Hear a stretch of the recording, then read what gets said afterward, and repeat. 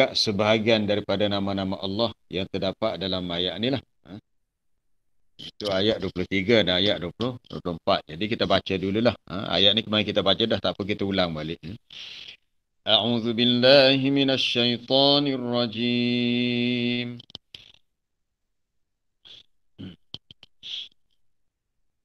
هو الله الذي لا إله إلا هو الملك القدوس السلام المؤمن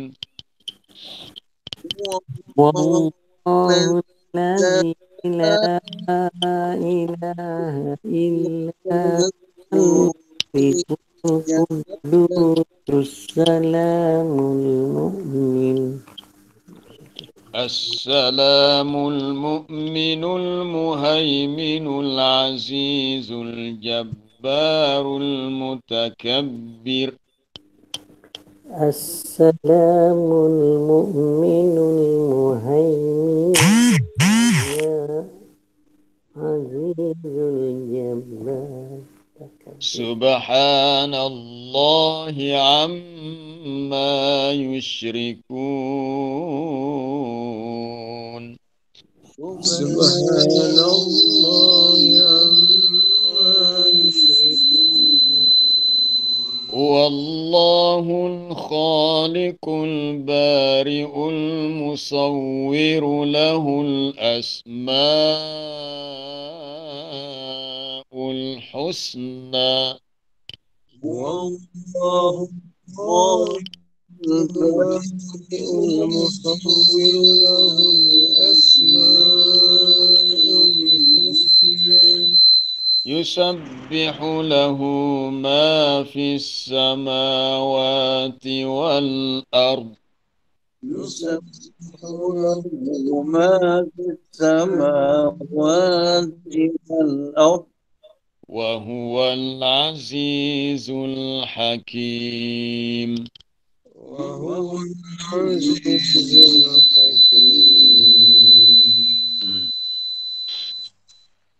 Sadaqallahul Azim. Huwallahu alladhi la ilaha illahu. Dialah Allah yang mana tiada Tuhan melainkan Dia, yang bersifat Al-Malik. Dialah yang menguasai. Al-Malik dalam penggunaan bahasa Arab sekarang, Malik maknanya raja, penguasa. Sebab tu dalam bacaan surah Fatihah kita boleh baca, ni kalau orang belajar Qur'an lah.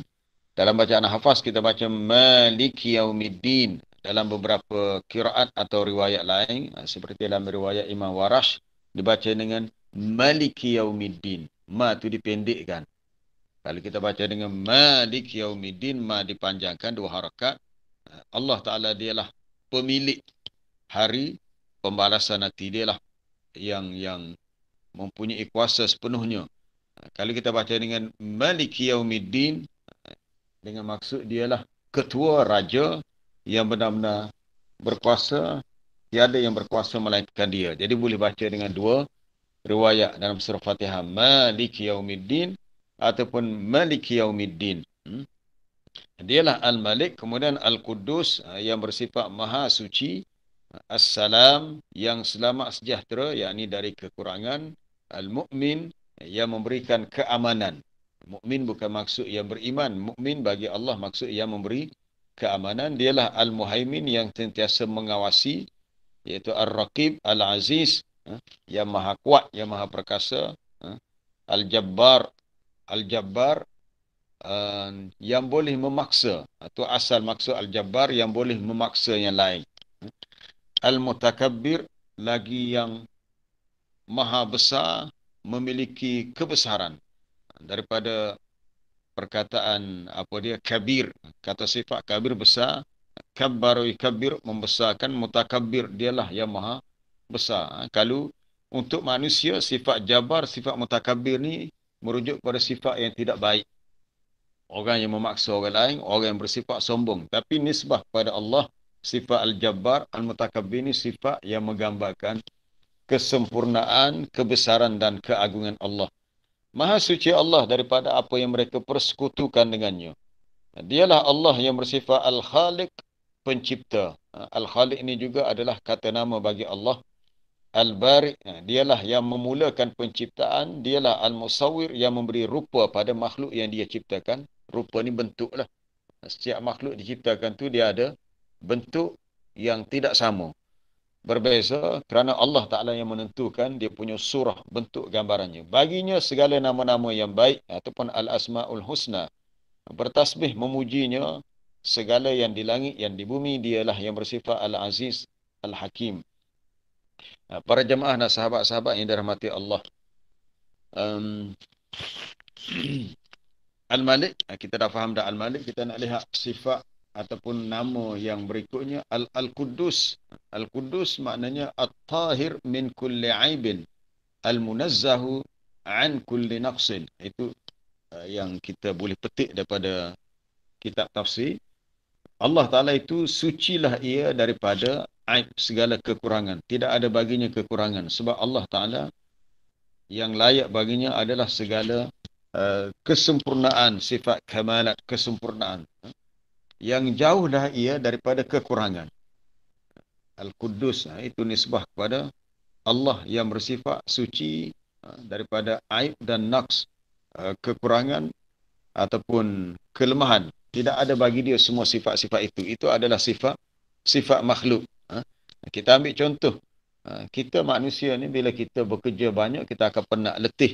Bila letih kita nak berehat, nak tidur. Bagi Allah Ta'ala dia tidak ada sifat letih, tidur, rehat, memang tak ada. Sebab itu adalah sifat kekurangan yang ada pada makhluk. Dan Allah Ta'ala melebihkan kita dalam syurga nanti. Dalam syurga kita tak ada letih. Dalam syurga kita tak ada rasa mengantuk, tak ada tidur. Maknanya Allah Ta'ala bagi kelebihan kepada ahli syurga sebagai dia ganti daripada kekurangan yang mereka lalui di dunia. Ataupun kekurangan di dunia itu sebagai gambaran bahawa dunia ini bersifat penuh dengan kekurangan. Allah Ta'ala bersifat Al-Qudus, Maha Suci. Disebabkan kesempurnaan sifat Allah, maka dengan sebab itulah Allah Ta'ala dunia ini tidak sesuai untuk dia mentajalli, menampakkan zatnya. Kan Nabi Musa AS pernah meminta kepada Nabi Musa AS pernah meminta kepada Allah untuk melihat zat Allah. Ini satu permintaan yang sebenarnya Bani Israel sentiasa mendesak, sehingga Bani Israel dihukum. Ketika Nabi Musa bermunajat dengan Allah di Tur Sina, lalu dia berkata, Rabbi arini anzur ilaik. Wahai Tuhanku, tunjukkan zatmu kepadaku, aku mahu melihatmu. Allah Ta'ala berkata, lan tarani, kamu sekali-kali tidak dapat melihatku, wahai Musa. Sebab Nabi Musa masih berada di alam dunia. Allah Ta'ala zatnya yang Maha Al-Qudus, Maha Suci, tidak layak dengan dunia yang bersifat hina dan rendah sebegini. Tetapi oleh kerana Nabi Musa nak juga melihat Allah, maka Allah Ta'ala kata macam inilah. Unzur ilal jabal. Melihatlah kepada bukit yang ada di depanmu. Fa in istaqarra makanahu fasawfa tarani. Jika bukit itu masih kekal dengan kedudukan asalnya, maka kamu mampu untuk melihatku. Falamma tajalla rabbuhu lil jabal. Apabila Allah Ta'ala mentajalli. Tajalli ini menampakkan. Ulama tafsir kata sebenarnya Allah Ta'ala bukan menampakkan zatnya. Hanya sekadar cahayanya. Nur yang menjadi hijab bagi zatnya. Itu pun sudah hebat dah. Sehingga bukit itu menjadi hancur. Falamma tajalla rabbuhu lil jabal ja'alahu dakkan. Jadilah bukit itu dakkan. Dakkan ni jadi randak habis. Hancur, berkecai, rata habis bukit. Melihat perkara itu, Nabi Musa pun wa kharra Musa sa'iqa. Jatuh tersungkur pengsang Nabi Musa. Kenapa Allah Ta'ala tidak boleh lihat dunia? Kerana dia bersifat Al-Qudus dan tidak layak dengan dunia yang bersifat banyak kekurangan. Itu dunia. Baik. Jadi Allah Ta'ala bersifat Al-Qudus. Kita terus kepada sifat As-Salam. As-Salam yakni allazi salima min kulli naqsin wa aibin. Yang selamatlah ia daripada sebarang kekurangan dan sebarang aib ataupun kecacatan. Lebih kurang sifat Al-Qudus jugalah. Cuma As-Salam ni nisbah kepada Allah begitu, selamat. Dan punca assalam, punca kita mendapat keselamatan sejahtera juga daripada Allah. Kalau para jemaah tuan-tuan ingat ya, setiap kali lepas salat kita akan membaca wirid yang Nabi ajar, Allahumma antas salam wa minkas salam tabarakta dzal jalali wal ikram. Itu riwayat dalam Sahih Muslim daripada Al-Mughirah bin Syu'bah. Cuma orang kita ni sebab kadang-kadang wirid ni kita belajar, kita tak rujuk kepada rumbuk asalnya. Yang ramai orang kita amalkan, Allahumma antas salam wa minkas salam wa ilaika ya'udus salam. Wa ilaika ya'udus salam, lafaz tu tidak ada dalam Sahih Muslim. Tak ada dalam Sahih Muslim untuk wirid yang dibaca lepas salat. Dalam riwayat daripada Al-Mughirah bin Syu'bah, fahayyina rabbana bisalam pun tidak ada. Mungkin ada untuk bacaan lain, bukan bacaan dalam wirid lepas salat. Ada dalam salat, Allahumma antas salam wa minkas salam tabarakta dzal jalali wal ikram, ataupun tabarakta ya dzal jalali wal ikram. Jadi dalam doa tu, ini doa ni doa juga, doa dipanggil doa as-sana. Kalau para jemaah yang biasa ikut kuliah saya sebelum ni, kita dah jelaskan doa ni ada dua bentuk. Doa as-sana, doa kita memuji Allah, itu doa. Dan yang kedua, doa talab. Doa ni kita minta apa hajat keperluan kita, doa juga. Ada waktu kita mendapat macam ni, doanya macam ni. Jadi dalam wirid yang kita baca lepas salat, Allahumma antas salam, itu pun doa juga. Doa dalam bentuk as-sana. Kita memuji Allah kerana dialah yang memiliki nama as-salam dan bersifat dengan sifat as-salam. Maka kita meminta daripadanya as-salam. Minta ia beri kepada kita selamat sejahtera. Kita kena faham, kita hidup di dunia, sifat dunia ni semua tak adil lah. Dah disebut dunia ni banyak kekurangan, kelemahan, dan tak ada jaminan kita akan selamat sampai bila-bila, tak ada. Maka kita disuruh untuk membanyakkan doa. Doa kita keluar daripada rumah, doa bismillahi tawakkaltu ala Allah, ataupun doa Allahumma sallimna, Allahumma sallimni, ya Allah selamatkanlah kami, selamatkanlah.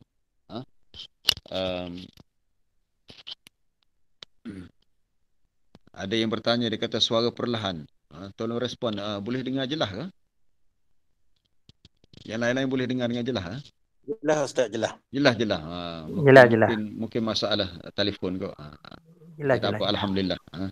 Sebab ada yang bagi feedback tadi kata kurang jelas. Ya, alhamdulillah. Jadi Allah Ta'ala bersifat as-salam.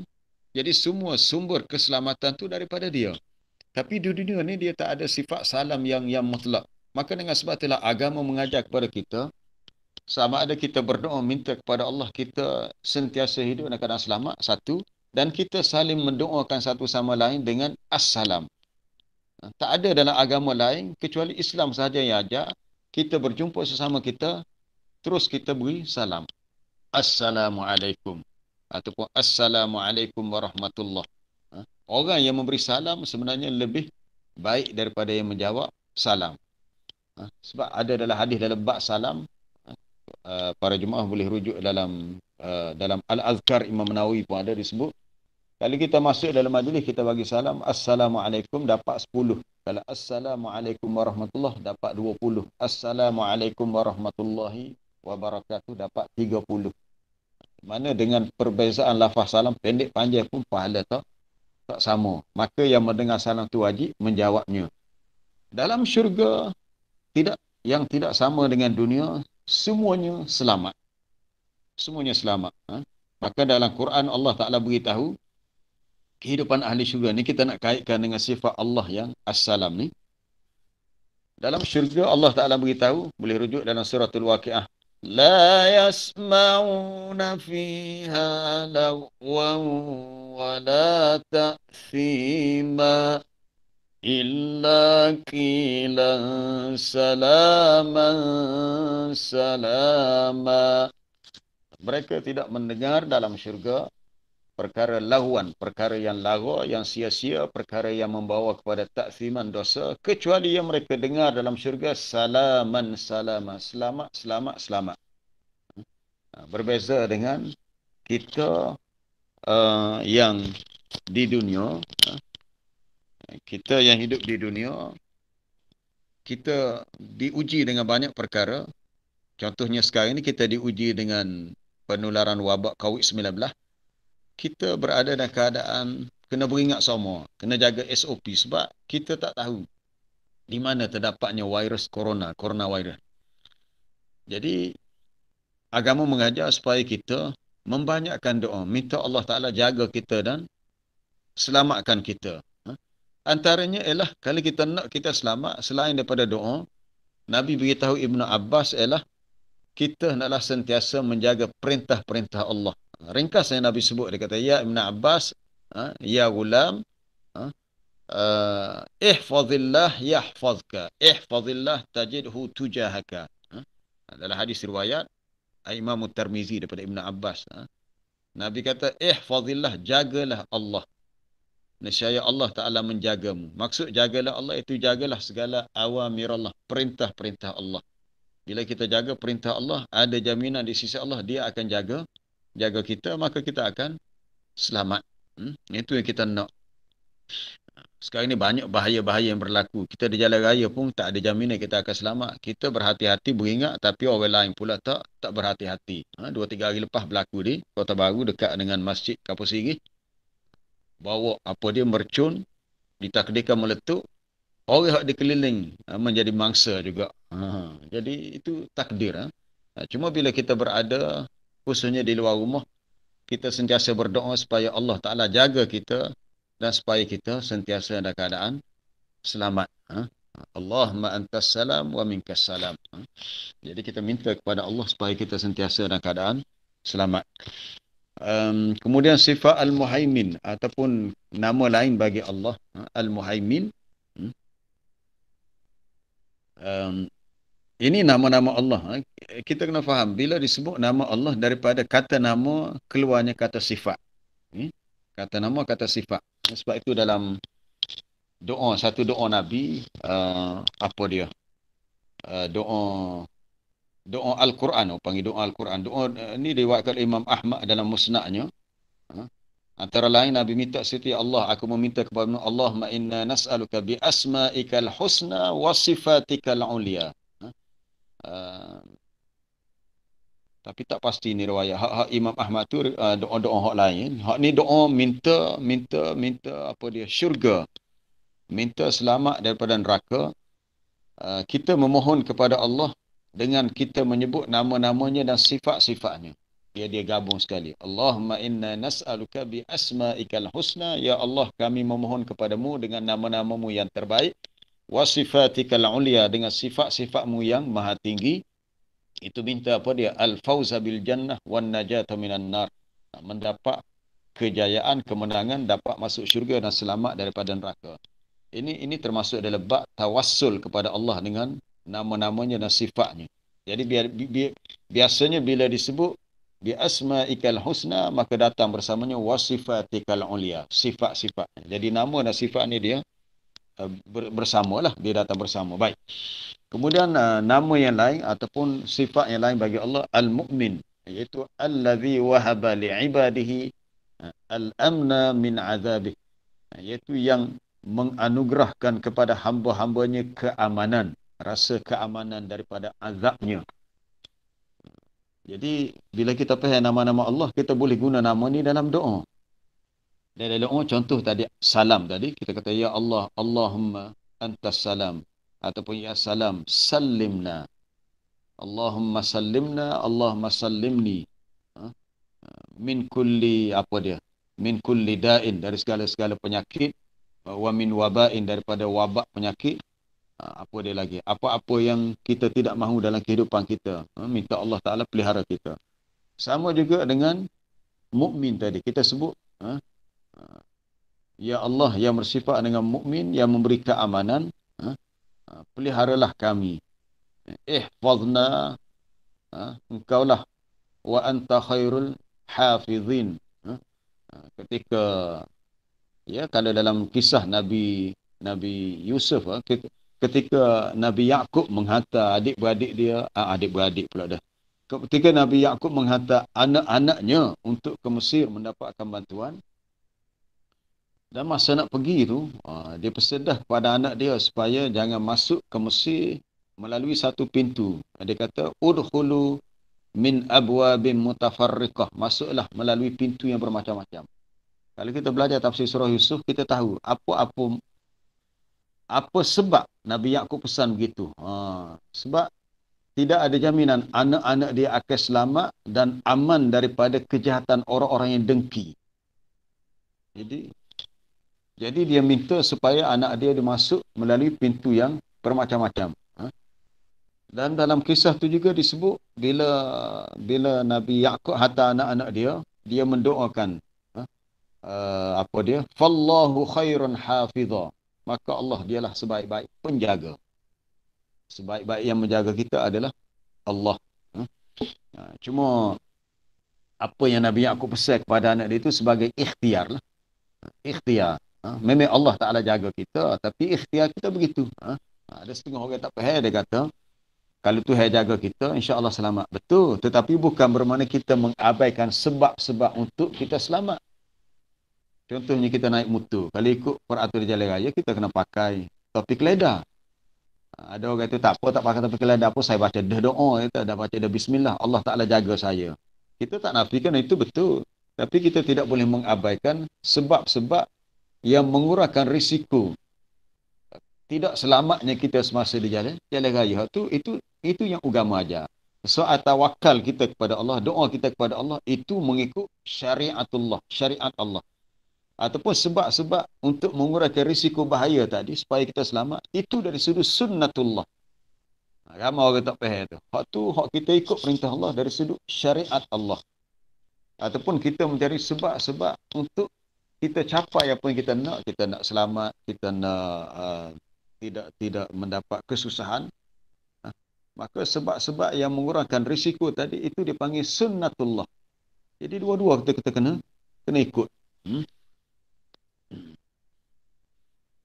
Kemudian sifat berikutnya al-muhaimin. Sifat al-muhaimin maknanya yang mengawasi, yang sentiasa menjaga. Al-muhaimin maknanya asy-syahid ala ibadihi bi a'malihim, ar-raqibu alaihim. Allah Ta'ala dialah yang menjadi saksi ke atas hamba-hambanya terhadap amalan-amalan mereka. Dialah ar-raqib yang sentiasa mengawasi mereka.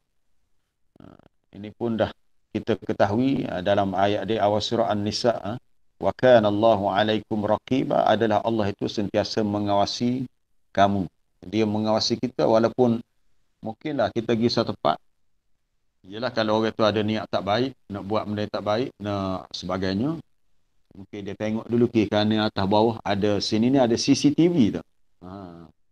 Dia tahu kalau ada CCTV, perbuatan dia tu ada rakaman. Nanti orang boleh cari dia.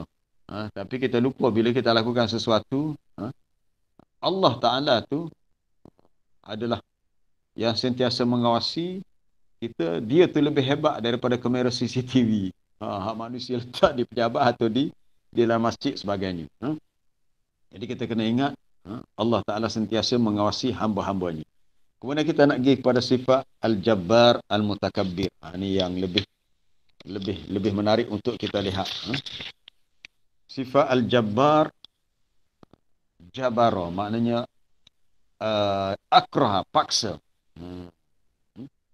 Kalau penggunaan ini untuk manusia, dia mari dengan bentuk yang negatif bagi manusia lah. Bagi Allah Ta'ala semuanya adalah yang positif. Sebab sifat Al-Jabbar, sifat Maha Kuasa yang boleh memaksa, sifat Mutakabbir yang sombong lagi Maha Besar, ini adalah sifat-sifat kesempurnaan bagi Allah. Apabila Allah Ta'ala menceritakan kisah Nabi Hud dan kaum Ad. Okey, kalau ada Quran depan, buka muka surat 228. Muka surat 228 tentang kisah kaum Ad di zaman Nabi Hud. Muka surat 228. Okey, jumpa dah. Tengok pada ayat 59. Ayat 59 dari surah Hud, muka surat 228.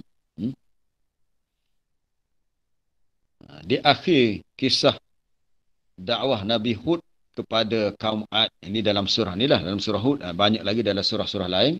Allah Ta'ala berfirman, wa tilka 'ad Jahadu bi ayati rabbihim wa 'asaw rusulahu wattaba'u amra kulli jabbarin 'anid. Itulah dia Ad. Itulah dia kaum Ad. Jahadu bi ayati rabbihim. Mereka telah engkar dengan ayat-ayat Tuhan mereka. Wa asaw rusulahu. Mereka menderhakai rasul-rasulnya. Rasul-rasul yang Allah Ta'ala utuskan. Bahkan mereka lebih suka wattaba'u. Ikut perintah setiap orang yang bersifat jabbar. Jabbar, kalau bahasa Kelantan juga, orang gedebel lah. Untuk kita di Kelantan lah, mungkin yang kalau orang yang di luar pada Kelantan mungkin tak faham apa itu gedebel. Gedebel ni menggambarkan sifat besar diri ataupun sifat rasa hebat, tak ada orang boleh kalahkan dia, tak ada orang boleh jatuhkan dia. Itu jabbar. Lagi bersifat anid. Anid ni kerah kepala, degil. Jadi kaum Ad engkar kepada ayat Allah dan tidak mahu ikut seruan dakwah Nabi Hud kerana mereka lebih mengikuti perintah dan arahan daripada manusia-manusia yang bersifat jabbar.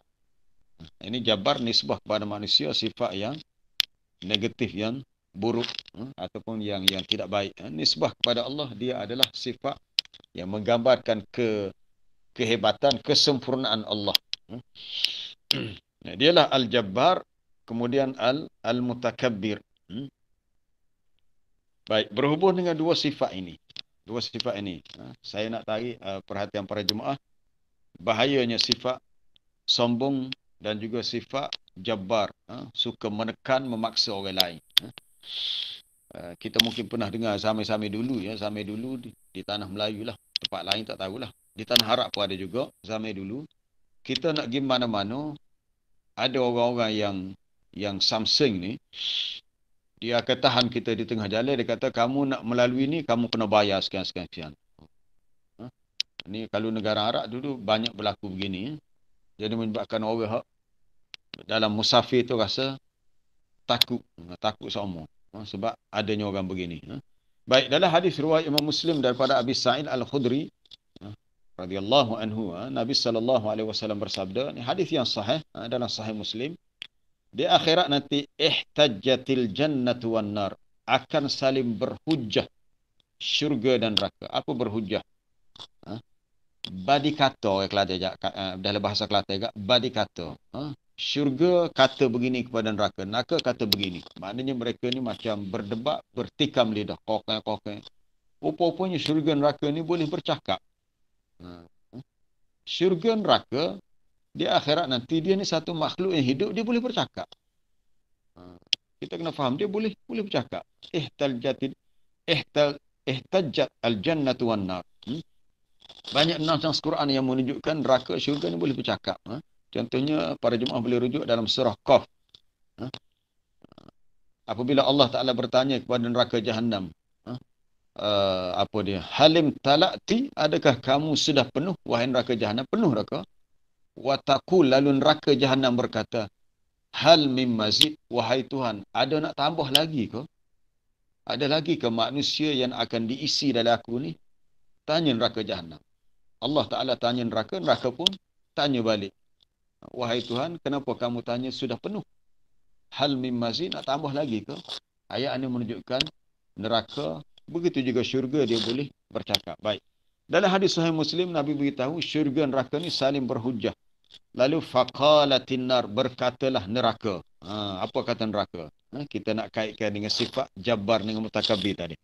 Neraka kata, fiyya al-jabbarun wal mutakabbirun. Di dalam aku ni ada golongan manusia yang bersifat jabbar dan mutakabbir. Manusia-manusia yang kalau bahasa Kelantan seperti tadi lah. Orang yang jadi meto, tak dengar kata, sombong, angkuh, bongkak, samsing. Ini semua sifat-sifat negatif. Apabila mereka memiliki sifat ni semasa di dunia, mereka tidak gantikan dengan sifat tawaduk, sifat mudah dengan nasihat, sifat lembut hati.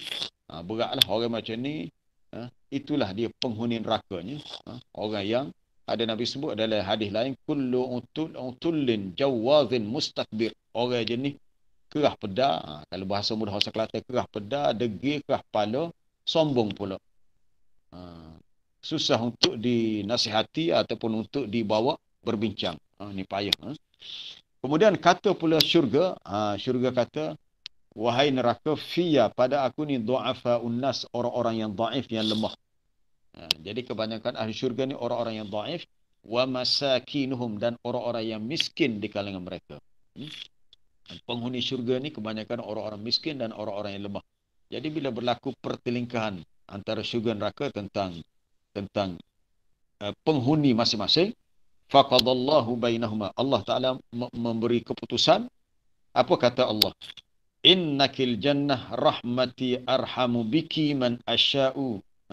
Wahai syurga, kamu adalah rahmatku, yang aku rahmati dengan kamu sesiapa yang ku kehendaki.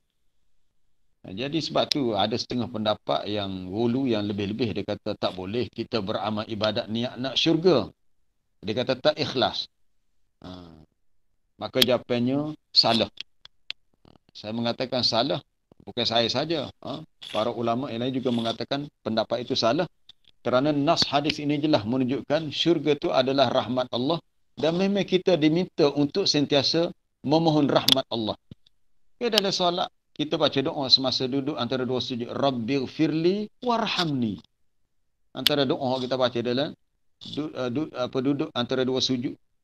Rabbighfirli warhamni. Wahai Tuhanku, ampunkan aku dan rahmatilah aku. Bila kita minta rahmat, termasuklah kita minta Allah Ta'ala merahmati kita di akhirat nanti. Dan akhir, kita punya akhir, destinasi kita di akhirat ialah syurga. Sebab itu adalah rahmat Allah. Maka Allah Ta'ala beritahu, innakil jannah, sesungguhnya engkau wahai syurga adalah rahmati, rahmatku. Arhamu biki, aku merahmati dengan cara kamulah. Melalui syurga tu Allah Ta'ala merahmati hamba-hamba dia. Iaitu dengan cara dimasukkan ahli syurga ke dalam syurga. Wa innakin nar, bahawa sesungguhnya engkau wahai neraka adalah azabi, azabku. Wa'adzibu biki man asya, aku boleh mengazab sesiapa yang aku kehendaki dengan cara guna mu lah, mu wahai neraka. Jadi neraka itu adalah azab Allah. Jadi bila kita minta kepada Allah untuk berlindung daripada azabnya, termasuklah kita minta kepada Allah supaya dijauhkan daripada neraka. Jadi sangatlah tidak Ustazah Nur Asyah kata tak dengar suara. Wallahualam, tak pasti. Dia rasa jemaah lain rasa boleh dengar belaka tak? Mungkin ada masalah telefon, pada telefon. Allah Ta'ala beritahu, wahai neraka, kamu adalah azabku, yang aku mengazab kamu sesiapa yang ku kehendaki. Walikilaikuma alayya mil'uha. Dan bagi kedua-duanya, syurga neraka itu Allah Ta'ala kata dah ada isinya. Jadi hadis ini menunjukkan bahawasanya ahli neraka adalah orang yang ada sifat jabbar, mutakabbir. Dia telah rampas dua sifat yang hanya layak bagi Allah, bukan sifat bagi manusia. Itu sebab itulah penting dalam hidup kita bila kita beribadat. Pertama, ikhlas. Nombor satu.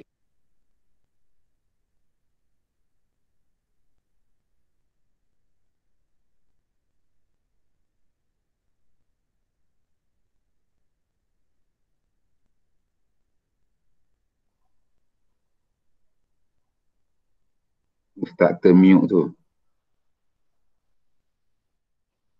Tak bunyi ni, tak bunyi. Ustaz mute tu, Ustaz Tak mute. tertutup mic tu. Maaf, tertekan tadi. Jadi ada orang yang beribadat kepada Allah, tetapi tak ada rasa sifat tawaduk ataupun sifat sifat merendah diri.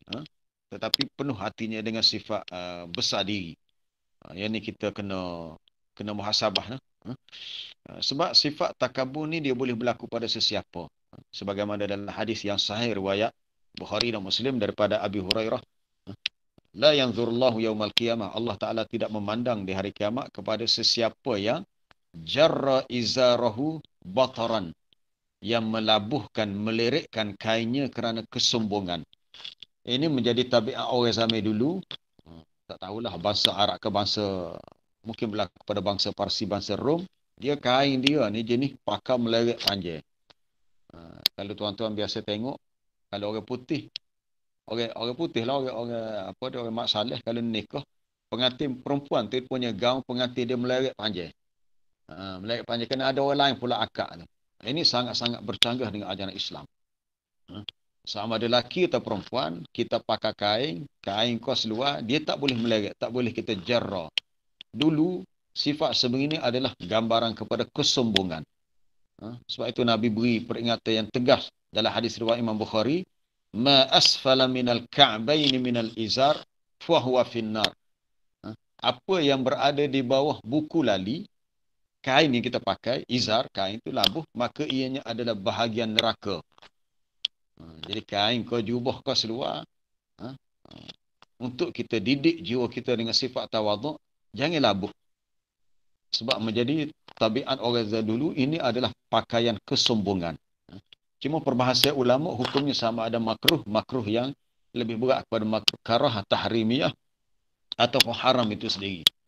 Jadi sebaiknya jangan meleret, jangan labuh. Walaupun mungkin orang tu kata, Ustaz, saya pakai kain seluar labuh, bawah buku lali, bukan sombong.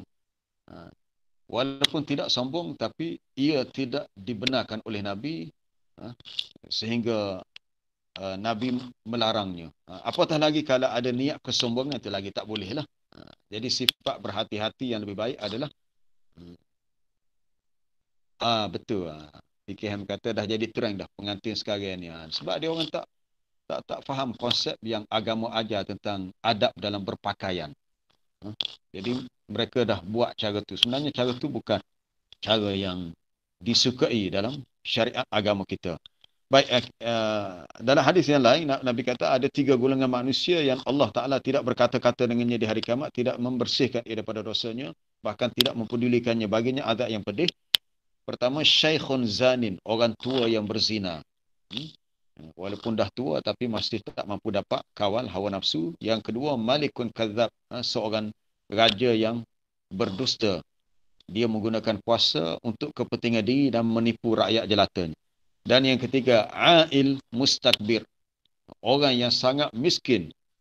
A'il ni orang papa kedana, tapi mustakbir sombong. Sebab biasanya sombong ni dikaitkan dengan orang berpangkat, orang kaya.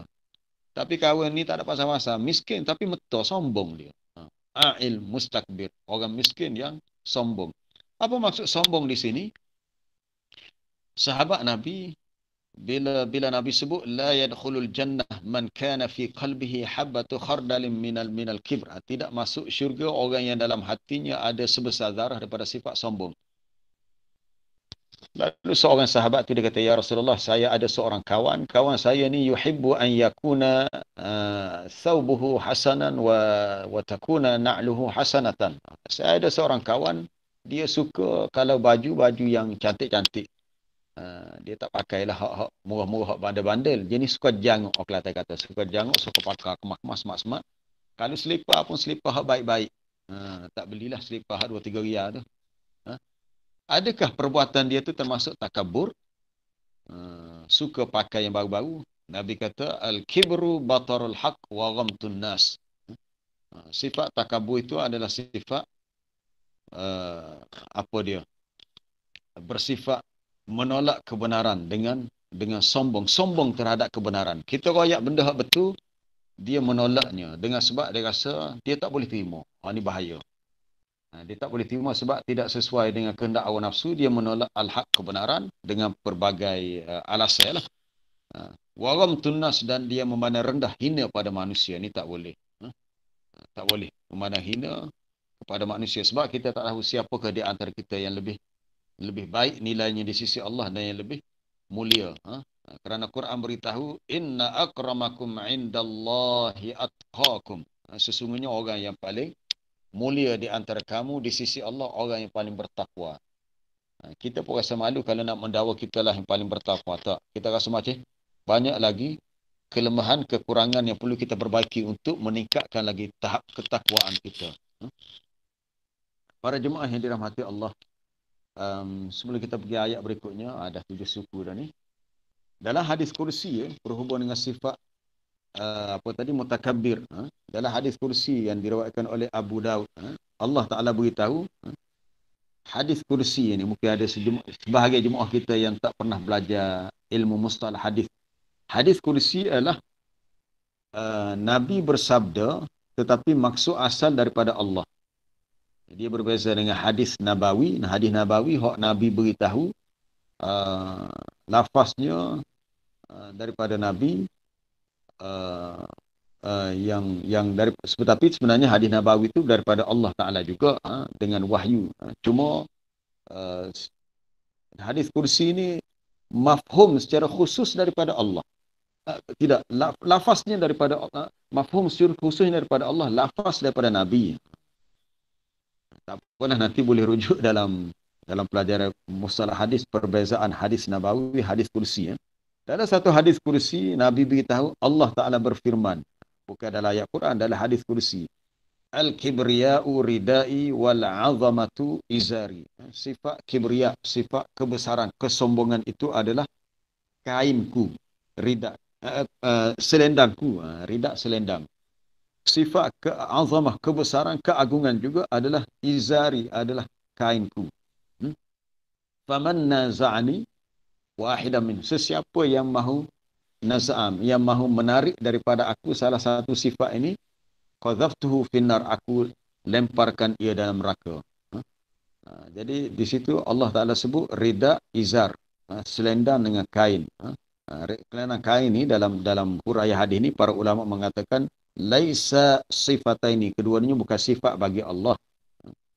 Ya Allah Taala sebut dia bersifat dengan sifat al-azamah, sifat keagungan, sifat kebesaran yang layak bagi zatnya. Adapun sifat kain dengan rida selendang tadi adalah menunjukkan kelaziman. Lazimlah Allah Taala itu dengan sifat azamah dan kibriya. Maka sesiapa di antara manusia yang cuba bersifat dengan sifat sombong, sifat takabur, sifat besar diri. Contoh yang paling jelas dalam sejarah, kisah Fir'aun. Apa yang menyebabkan Fir'aun tidak mahu terima dakwah Nabi Musa? Sebab ada sifat takabur. Dia kata, apa perlu aku ikut kamu, wahai Musa? Mu tu budak kecil. Aku peramu daripada kecil lagi, membesar dalam istana aku. Sekarang ni bila kamu dah dewasa, kamu nak lawan aku. Nabi Musa sebenarnya bukan nak lawan Fir'aun. Dia cuma mengajak Fir'aun, Raja Fir'aun, ayah angkat dia untuk ikut dakwah dia, sama-sama beriman dan beribadat kepada Allah. Tapi sebagai seorang penguasa yang sudah lama memerintah berkuasa, dia rasa ego dia ni bahaya. Ego dia tu jatuh. Sebab itulah saya nak ingatkan kepada diri saya sendiri, kepada para jemaah semua, sahabat-sahabat. Apabila Allah Ta'ala uji kita, Allah Ta'ala bagi kita sedikit jawatan ke, pangkat ke, kekuasaan ke apa, kita kena ingat ia adalah suatu amanah daripada Allah. Yang kita diuji, adakah kita menjadi orang yang tawaduk atau sebaliknya. Tawaduk itu merendah diri. Merendah diri. Khalifah Umar, Sayyidina Umar Ibn Al-Khattab, apabila dilantik jadi khalifah. Begitu juga dengan Abu Bakar. Kita tengok Abu Bakar dululah. Abu Bakar As-Siddiq radhiyallahu anhu, bila dilantik jadi khalifah, dengan tawaduk dia mengatakan, inni qad wullitu alaikum wa lastu bi khairikum. Wahai semua umat Islam di Madinah, hari ini, hari di mana Rasulullah sallallahu alaihi wasallam wafat, hari itu jugalah Abu Bakar dilantik jadi khalifah di balai Bani Thaqifah Bani Sa'adah di Madinah. Dia kata, hari ini aku telah dilantik, tapi aku bukanlah orang yang paling baik di antara kamu.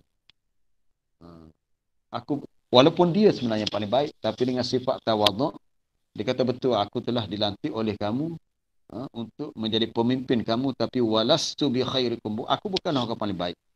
Walaupun sebenarnya dialah yang paling baik. Bila naik Khalifah Umar pula lepas tu, Umar pun jawab gitu juga. Sehingga dia kata, idza ra'aitum fiyya i'wijajan, kalau kamu melihat pada aku ni ada kebengkokan, kalau tak kena tindakan aku, tolong betulkan aku, tegur aku dengan ketajaman mata pedang kamu. Maksudnya Umar suruh orang tu tegur dia dengan sungguh-sungguh dan tegas. Kalau betul Umar kata aku selama aku jadi khalifah aku buat tak betul.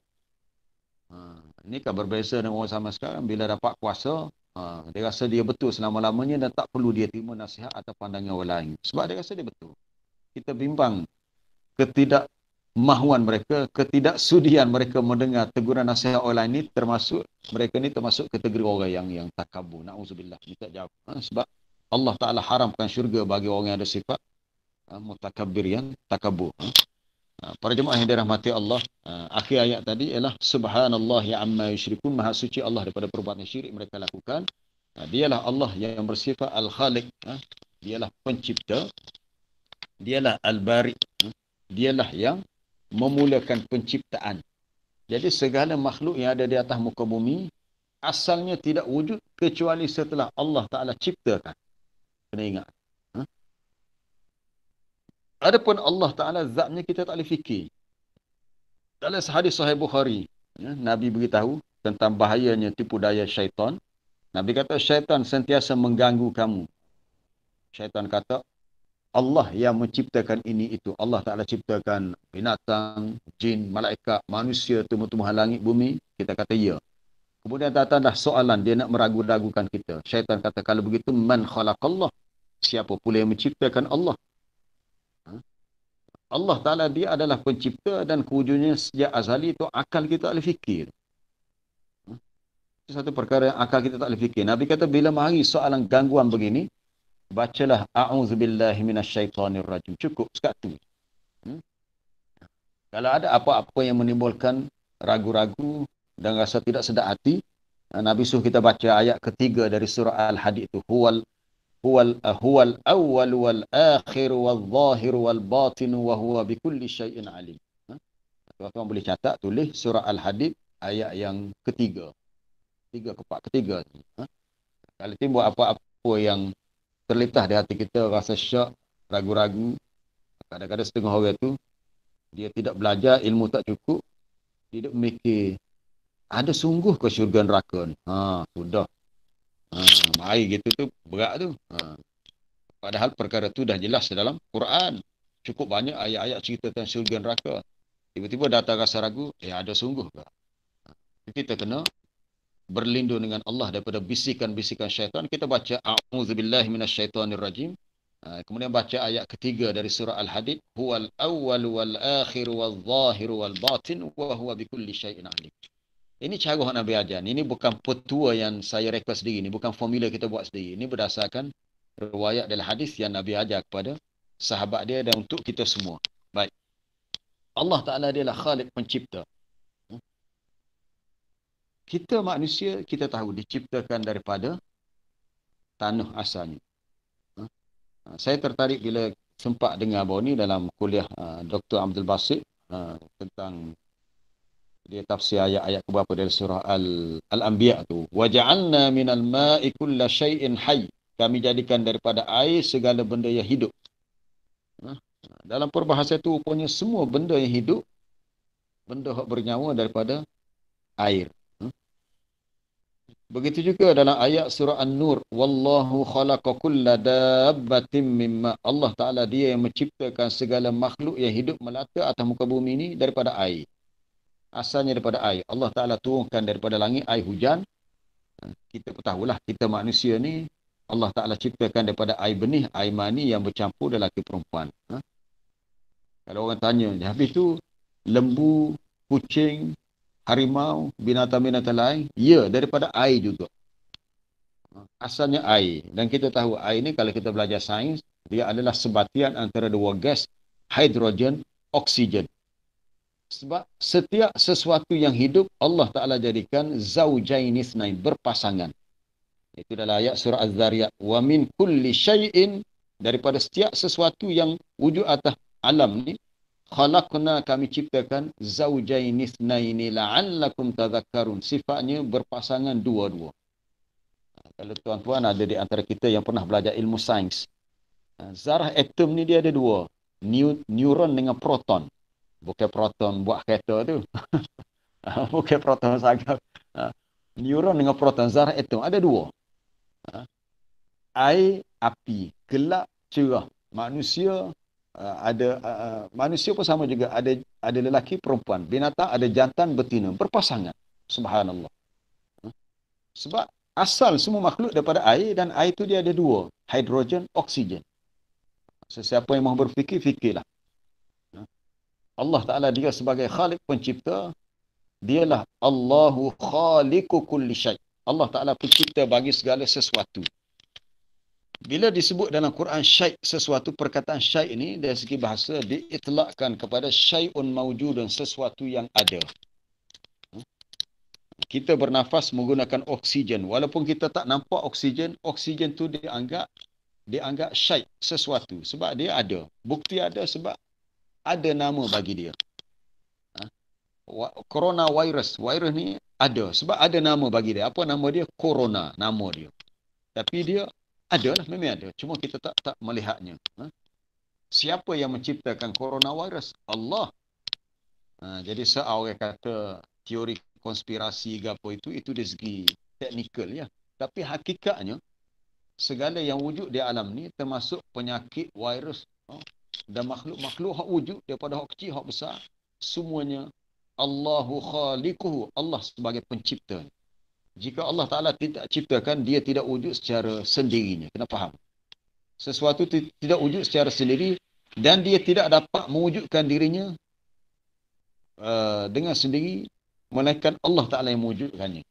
Dalam surah At-Tur, Allah Ta'ala bertanya kepada manusia-manusia yang degil, am khuliqu min ghairi syai'in am humul khaliqun. Boleh rujuk dari surah At-Tur.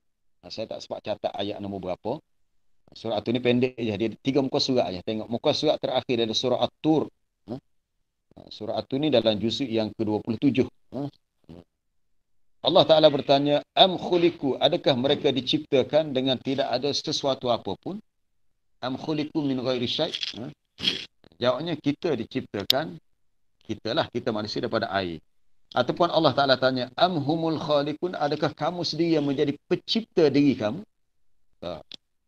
Bukan kita yang menciptakan diri kita, Allah yang menciptakan kita semua. Semua sifat yang kedua dalam ayat ni, dah dekat 7.5 dah. Al-Bari. Al-Bari, Allah Ta'ala dialah yang memulakan penciptaan. Dialah yang memulakan penciptaan. Al-Bari, Dr. Wahbah Zuhaili kata, dialah al-munsyi'u al-mukhtari'u lil asya' al-mujid laha. Allah Ta'ala dialah al-munsyi'u, yang memulakan penciptaan, dialah al-mukhtari', yang mereka cipta bagi sesuatu yang dia wujudkan untuknya. Jadi Allah Ta'ala yang mereka cipta kejadian kita. Alhamdulillah, kita ditakdirkan menjadi satu makhluk yang disebut manusia. Dan manusia ni adalah makhluk yang paling baik susun atur kejadiannya dari sudut fizikal dan juga dari sudut spiritual. Laqad khalaqnal insana fi ahsani taqwim. Sesungguhnya telah kami ciptakan manusia dalam sebaik-baik bentuk kejadian. Fizikal kita paling baik. Kita, Allah Ta'ala jadikan manusia ni ada akal. Satu ciptaan yang hebat lah, akal. Sikit baru tu akal tu. Banyak kali lagi akal kita tak boleh fikir. Tapi dengan akal itulah kita boleh fikir nak buat kereta, nak masak air, nak masak tom yum macam nak buh gapo, nak masak sup kari buh gapo. Manusia boleh fikir sendiri tebak masak dengan akal hak tu je. Dengan bentuk badan kita ni Allah Ta'ala jadikan kita boleh naik motor, boleh pandu kereta. Cuba bagi kepada kambing pandu kereta, boleh? Dengan bentuk badan kambing tu tak boleh. Dia nak tekan brake macam mana, dia nak pegang steering macam mana. Sebab bentuk badan dia tak sesuai dengan kereta. Tapi kita manusia boleh berlaku. Naik kereta boleh, motor boleh. Laqad khalaqnal insana fi ahsani taqwim. Maka Allah Ta'ala nak mengingatkan kita, oleh kerana itulah asal kita. Ya ayyuhal insan, ma gharraka bi rabbikal karim, alladhi khalaqaka fasawwaka fa'adalak fi ayyi suratin ma syaa rakkabak. Wahai manusia, secara khusus untuk kita.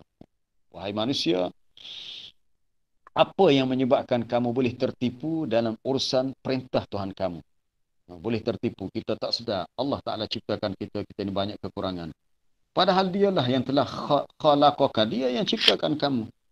Fasawwaka, lalu dia sempurnakan kejadian kamu. Fa'adalak, lalu dijadikan seimbang. Adalah seimbang ni maknanya, tubuh kita ni, kalau persendian tulang kita ni ada berapa? Ada siapa pernah belajar hadis tentang salat sunat duha? Dalam tubuh kita Nabi kata ada 360 mafsal, tulang persendian. Ni jari kita saja ni boleh lipat kan? Bayangkan kalau tak ada persindian macam mana. Jadi kita ni strict gitu. Tapi kita boleh duduk, kita boleh berbaring, boleh membalikkan tubuh, boleh bangun, boleh macam-macam. Sebab Allah Ta'ala ciptakan kita dengan bentuk yang fa'adalak, seimbang. Allazi khalaqaka fasawwaka fa'adalak fi ayyi surah, dalam apa sahaja bentuk, dalam apa sahaja rupa yang masya'a, yang dia kehendaki untuk rakkabaka, untuk jadikan kita. Jadi kita manusia adalah makhluk yang paling sempurna dalam kalangan makhluk-makhluk ciptaan Allah, kerana dialah yang mencipta kita semua dan dialah yang memulakan penciptaan. Dan akhir sekali bagi Allah nama-nama yang terbaik. Maksud itu kita dah sebut nama-nama Allah yang disebut adalah hadis ada 99, tapi sebenarnya ada banyak lagi nama-nama yang lain. Dan akhir sekali orang seminit lagi. Nak buka untuk soalan lagi. Kita baca ini 2 ayat je, tapi bila kita dah bincang untuk tadabbur ni, dia banyak benda yang kita boleh ambil tentang perbincangan nama-nama Allah.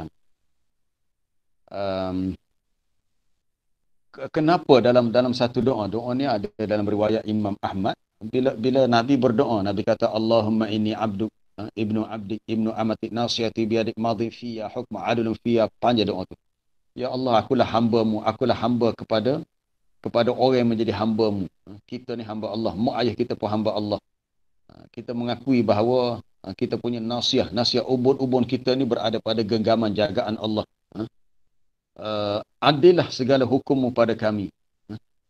Nas'aluka bikulli ismin huwa laka sammaita bihi nafsak. Kami mohon kepadamu ya Allah dengan segala nama-nama-Mu yang Engkau namakan pada diri-Mu, yang Engkau turunkan dalam kitab-Mu, yang Engkau ajar kepada seseorang di antara hamba-Mu, ataupun yang Engkau simpan pada ilmu ghaib di sisi-Mu. Minta dengan nama-nama Allah, minta apa dia? Anta ja'alal Qur'an al-azima rabi'a qalbi. Jadilah Quran ini sebagai penghibur hatiku. Nak minta supaya Quran ni kita jadi suka, seronok, rabi', terhibur. Baca Quran kita suka, belajar Quran kita suka, dengar Quran kita suka. Kita minat qari-qari Quran. Ada setengah orang tu dia lebih minat artis. Setengah-setengah penyanyi tu hafal habis. Dengar lagu tu, lagu ni penyanyi dia. Boleh sambung hafal pula lirik lagu tu. Kalau kita dengar seseorang qari Quran, kita yang jadi pencinta Quran ni, kita dengar, ini Sa'awa Media, ini Syekh Muhammad Siddiq Manshawi. Sebab bila kita cinta Quran, kita akan cuba mengenali siapakah qari-qari Quran, apakah ayat yang dia baca, apakah kandungan dan intisarinya. Para jemaah yang dirahmati Allah. Nabi ajar kita supaya berdoa sungguh-sungguh, kerana dalam doa tadi dia mengandungi apa yang disebut tawassul. Kita bertawassul dengan Allah melalui nama-namanya.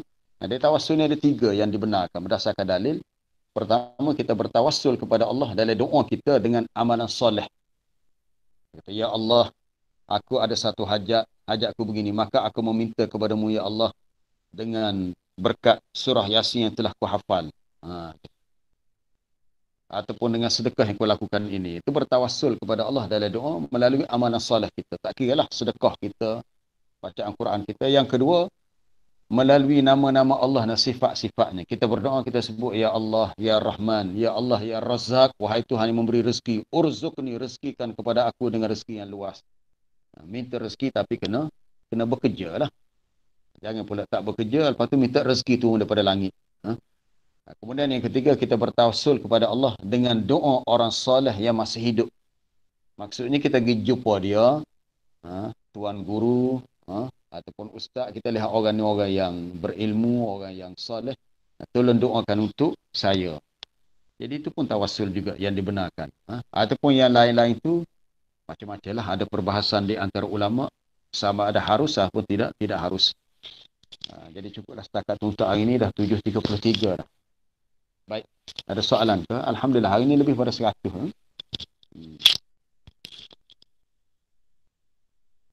Assalamualaikum, Ustaz. Ya, cikgu. Cikgu ni memang sentiasa ada soalan-soalan yang... Gini, silakan boleh. Saya ni lama dah nak tanya ni. Di antara nama-nama Allah ni, adakah dia di hak nak? Contohnya, Al-Badi dengan Al-Khaliq. Tak apa Dan dengan Al-Khabir. Ada Al-Khabir dengan Al-Alim. Dia soal nak kerja lagu tak terputus-putus tadi, tak jelas. Al-Alim. Al-Alim. Bir. Al-Alim. Dengan Al-Khabir. Al-Khabir. Ya. Al-Khabir. Ya, kau tu panjang ke pendek kau tu? Baik, Al-Alim tu memang ada lah kalau kita tengok. Al-Khabir pun ada. Al-Khabir pun ada dalam susun Al-Asmaul Husna, dalam riwayat Tirmizi ada, Al-Khabir, Al-Alim ada. Cuma ada sebahagian kata sifat dan nama yang ulama tidak jelas lah. Tapi sebab benda tu ada dalam hadis Nabi, maka ianya contohnya bila kita berdoa ya Mannan, ya Hannan, wahai Tuhan yang bersifat menganugerahkan. Tapi kalau kita tengok balik dalam susun 99 nama Allah riwayat At-Tirmizi itu, Al-Mannan tak ada.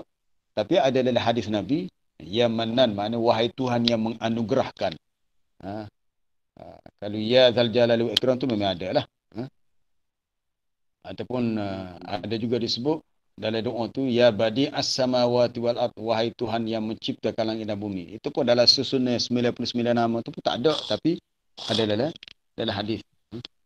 Jadi sebenarnya 99 itu bukanlah jumlah yang bersifat tetap. Dia setakat yang ada dalam riwayat yang siapa, tapi ada lagi nama-nama yang lain. Cuma bila sabit dalam hadis yang sahih, Nabi guna nama Allah Ta'ala itu dalam doa, maka dia adalah nama Allah. Dia tak boleh kita nak berdoa bila kita guna harfun nida ya, melainkan lepas tu kita mesti guna nama Allah. Ini dalam bab ad-du'a. Ad-du'a. Kalau seseorang itu seru dalam bentuk doa minta dengan makhluk, itu dah jadi syirik lah. Sebab doa ni ibadat. Dan kita tidak boleh beribadat kepada yang lain. Sebab itu penting bila kita berdoa, kita kata ya Allah, Allahumma, ataupun menggunakan apa-apa nama Allah. Tidak boleh menggunakan nama makhluk. Macam kita tengok dalam cerita apa dia? Pendekar Bujalapuk. Di Ramli buat cerita. Bila Ramli Sudin dengan Aziz nak belajar silat dengan apa dia? Dengan apa dia? Silat Master. Dia kata master. Belajar silat. Dia ada jampi-jampi dia tu. Hai mambang api, mambang tanah, mambang air. Bila sebut hai tu, dia doa dia tu. Hai mambang bukit. Sebenarnya mambang ni gambar kepada jin sebenarnya. Jadi sebenarnya dalam Islam tu tak boleh lah. Cara tu salah. Cuma filem tu sebenarnya nak mengkritik pemikiran lama orang Melayu yang ada unsur-unsur syirik dalam bab doa. Kita hanya boleh ya Allah, ya Rahman, ya Karim. Kita sebut nama-nama Allah. Tidak boleh diseru nama makhluk dengan apa sahaja nama mereka. Sebab dia termasuk dalam kategori doa. Jadi kalau kita yakin nama tu betul nama Allah dengan dalil-dalilnya, maka boleh gunalah. Wallahu a'lam. Ada soalan lain? Tak ada, kita boleh berhenti lah. Secara kita ni semua terlajak masa. Terlajak masa. Tapi tak apalah sebab saya yang menyampaikan tadabbur ni, saya jadi penerbit. Jadi tak timbul soal penerbit marah kepada penyampai sebab kita lah penerbit, kita lah penyampai. Tak ada salah dah, tak ada dah. Kalau si ayah melihat anaknya pakai seluar labuh, pukul lali, perlukah dia menegurnya? Ya perlu. Lebih-lebih lagi kalau ayah melihat anak-anak dia, sama ada anak perempuan, mungkin pakai kain labuh, anak lelaki pakai seluar labuh, pakai jubah ke, kain plekat ke, meleret labuh, kita kena tegur lah. Cara yang betulnya Nabi suruh kita akak sikit biar nampak buku lali. Nampak buku lali. Cuma dia munasabah dengan huruf. Jangan sikat sangat. Sikat tu sampai setengah daripada betih. Ada sejekal lagi nak nampak lutut. Tak molek lah. Supaya orang nak jadi nebah hukum. Okay. Kena ubah cara kahwin masyarakat sebab yang kuat perhubungan dengan Islam. Betul. Tradisi perkahwinan kita ni banyak terikut dengan adat resam. Betul. Tapi alhamdulillah kalau tengok dalam tempoh beberapa tahun ni banyak dah berubah. Kebanyakan majlis kahwin, kebanyakan pengantin pun alhamdulillah dah pakai tudung dah. Hangpa ingat kalau zaman 70 sama-sama kita sekolah dulu, masih ramai pengantin yang tidak patuh syariah dalam berpakaian. Siap dengan bersolat, petang lagi pergi kedai solat, maghrib isya tak semaya. Sebab kalau semaya kena tanggalkan, solidkan pada wajah dia. Sebab nak ambil semaya ni. Jadi tak patut berlaku. Berhubung dengan guideline macam mana panduan kita nak menggunakan nama-nama Allah dan nama, dia orang Arab gini. Kalau kita nak bubuh nama anak kita ataupun nama sesiapa dengan nama Allah, dia kena bubuh daripada Abdun. Itu kita tahulah. Kita Abdul Rahman contohnya. Abdul Rahim. Abdul Rauf. Tapi bila kita bubuh nama gitu, masa panggil kena panggil penuh. Tak boleh panggil Rahmi, Rauf. Kalau bahasa Kelantan, Rahim tak boleh. Kalau namanya Abdul Rahim kena panggil Abdul Rahim. Orang Arab dia penuh. Ya Abdul Rahim, ya Abdul Rahman, ya Abdul Aziz. Bila nama dia tu dimulakan dengan Abdul, jadi yang selepas tu adalah salah satu daripada nama-nama Allah.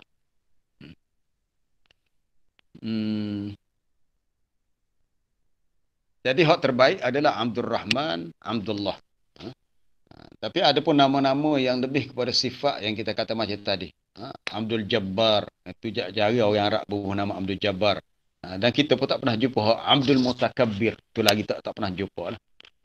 Biasanya hak dia guna adalah nama-nama yang menunjukkan kepada sifat luasnya rahmat Allah. Abdul Latif contohnya. Baik ada apa tadi Ustazah Maziah rasanya minta selain daripada nama-nama tu apa lagi nama lainnya. Tu kena cari dalam beberapa riwayat hadis yang lain. Yang tidak disenaraikan dalam riwayat At-Tirmizi itu ada lagi hak lain-lain lah. Saya tadi sebut contoh tadi seperti Ya Hanan, Ya Manan, ya. Badi'us samawati wal ard. Jadi apa-apa yang ada disebut dalam hadis yang sahih bahawa pernah digunakan nama tu dalam doa, maka dia adalah sebahagian daripada nama-nama Allah. Jadi kita berhenti setakat itulah. InsyaAllah kita sambung lain kali. Habis dah lah surah ni. Esok kita masuk surah Al-Mumtahanah. Al-Mumtahanah. Dia mulakan dengan kisah ada seorang sahabat yang nak pecahkan rahsia Nabi, nak beritahu orang kafir di Mekah. Sahabat itu hampir-hampir dibunuh, tapi diselamatkan dengan kelebihan tertentu. Siapa sahabat itu dan apa kelebihan dia? Jangan lupa temu janji kita pada esok hari. Esok hari tu hari lain dah lah. Hari Selasa. Waktu yang sama. Ada soalan lagi. Bagaimana Allah digunakan untuk jenama? Macam mana tu? Tak boleh baca soalan tadi. Tak apalah. Kalau ada soalan yang lain tak apa boleh mesej. Nanti saya akan jawab dalam grup Cinta Ilah Quran. Kita jawab situlah. Tak ada sahabat jawab sini. InsyaAllah untuk tahu siapa sahabat itu, apa kelebihan dia, InsyaAllah kita jumpa esok dengan izin Allah. Jadi setakat itu saja untuk hari ini. Wabillahi taufiq wal hidayah.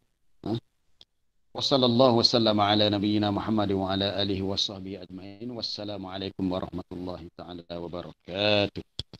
Waalaikumsalam. Terima kasih Ustaz. Terima kasih. Barakallah. Terima banyak. Jazakallah Ustaz. Ustaz, terima kasih. Alhamdulillah. Ya, sama-sama. Alhamdulillah. Syukran Ustaz. Syukran Ustaz. Afwan. Terima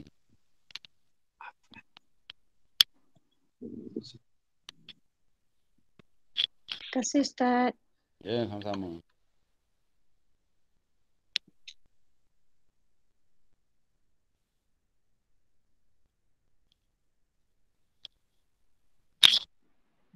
Ustaz, barakallahu. Assalamualaikum.